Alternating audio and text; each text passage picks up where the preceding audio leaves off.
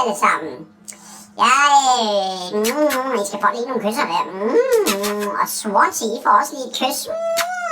Ja, jeg vil lige fortælle, hvor det egentlig er, at jeg har forladt Swansea City.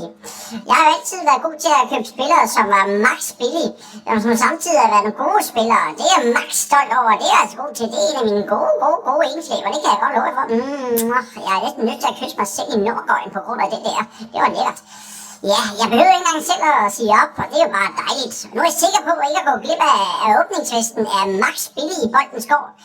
Det giver mig jo en dejlig mulighed for at fortsætte det, jeg er allerbedst til. Nemlig at købe noget, der er max billigt, og som samtidig smager rigtig godt.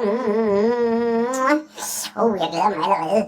Jeg ønsker kun det bedste, og det kan jeg få på max billigt den 22. i anden. Det bliver helt sindssygt, det kan jeg godt love for. Nej, hvor bliver det lækkert. Jeg var faktisk ikke med til EM i 92. Ved I hvorfor? Ja, der fandtes max billigt ikke, så jeg havde ikke noget sted at varme op. Så det var bare ærgerligt, men vandt jo alligevel. Men Morten Olsen, eller hvad er godt gået? Nej, det var sgu ikke Morten Olsen, det var sgu da Rikard Møller, Rikard Møller, tror jeg, der hed. Ja, skidt pynt med det.